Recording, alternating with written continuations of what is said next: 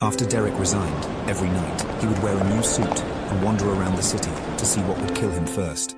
Whether it was cancer or a sudden madman, once exhausted or bored, he will take a taxi home. Derek was walking quickly when he saw Chris Brunette drinking beer while taking medication. Chris laughs loudly with a scantily clad cigarette-smoking teenage girl until they get into a car. At this moment, Derek wanted to spit blood. How could he possibly forget that little bastard? That his cancer had screwed up his brain so badly that he was willing to let the bastard slip away with ease. The tires screeched harshly as the car started suddenly, almost hitting a girl who was crossing the road. A white-haired girl rolled down her window and shouted insults at the girl who was frozen in fear. Derek could almost hear the laughter of the idiots. He gritted his teeth and began planning his final action. Firstly, he searched Chris on all social networks to learn about his daily habits, and then Derek installed a GPS tracker under the Camaro car to keep track of his exact location at all times. When tracking him, Derek took many photos of Chris abusing alcohol and drugs, but Derek did not intend to submit the evidence to the police. What can he get from it? Chris will only be slapped again. Derek has no extra time and is unwilling to do what the so-called judicial process should do. Soon after, Derek learns that the bastard will be attending a carnival. Derek double-checks the equipment, then gets into the best car he's ever used to hunt monsters,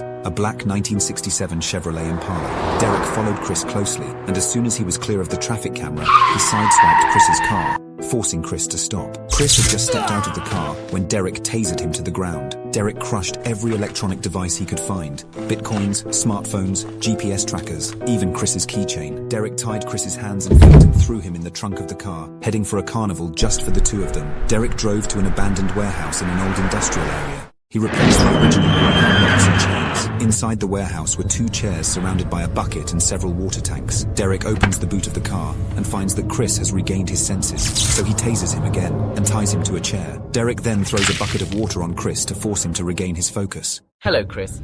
My name is Derek Esposito and you killed my brother. We need to talk. Chris tries to break free, and Derek piles him in the groin with a steel pipe. The pain paralyzes him. The last time we met was during your farce of a trial. Do you remember me?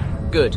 Let's get right down to business. Derek pulled two digital timers out of the car and set the first to 30 minutes and the second to 2 hours, 44 minutes and 16 seconds. He then pulled out a gun and shot Chris twice towards his liver. Chris's screams were muffled by the gag ball, but the shots rang out in the empty warehouse. Derek started two timers simultaneously. Now, before the real pain comes, I need you to take a good look at the timers. They're important. Now, your only task is to stay awake and savor every moment of pain, as Carl did. Derek stopped talking to him.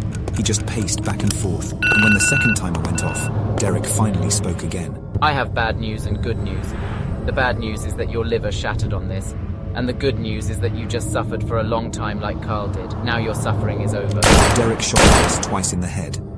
Then he pointed the gun at his own head. Brother, I'm coming. Wait for me. And pulled the trigger one last time. Derek's body was falling, but his consciousness was bathed in light, and he felt himself being pulled towards the sky. He's never felt so relaxed. All of his negativity had returned. Derek cursed in his mind as he let his eyes focus. I survived. Some idiot must have saved me, but I still have cancer. But when his eyes finally cleared, they vehemently opposed his reasoning. Derek was in some sort of giant metal corridor, surrounded by bodies, alien corpses to be exact. Where am I? What the hell does that mean? And that's when he noticed that he was also wearing a spacesuit, and that he had 4 arms with 3 fingers on each hand.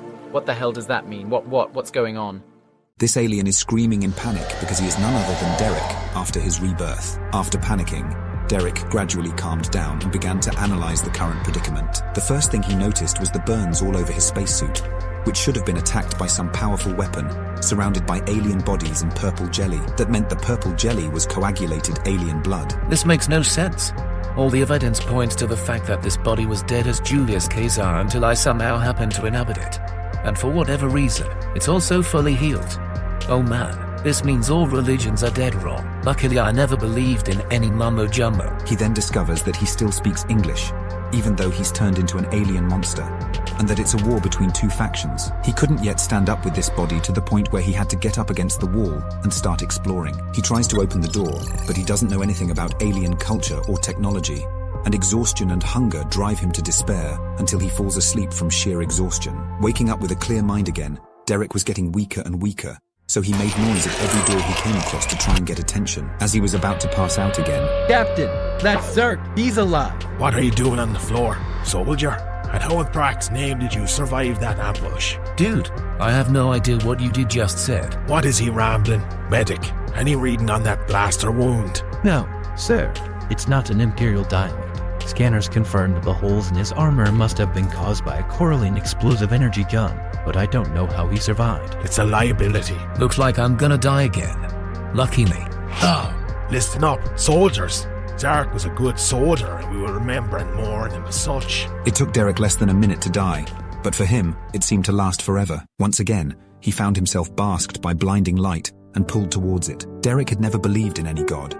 He doesn't believe in heaven and hell either. Humankind has always been a terrible race. He thought. There is no pure good or evil in human nature. So I think either everyone has an afterlife or none of them do. Instead, I got this cheap excuse of reincarnation screwing with me. What purpose being reborn could possibly have if I retain all of my memories? No matter what species or planet I end up on, I'll still be carrying my baggage. So once I step out into the light, all my pain, anger, and disdain for humanity will prevent me from learning whatever lessons I'm supposed to be learning. Suddenly, he was pulled downwards and away from the light. His vision was a blur, but he could still hear a lot of commotion around him. When Derek was finally able to see, he realized that he had been turned into a baby and was being held by an old hag, surrounded by people in rags and dressed in what looked like medieval. He is alive.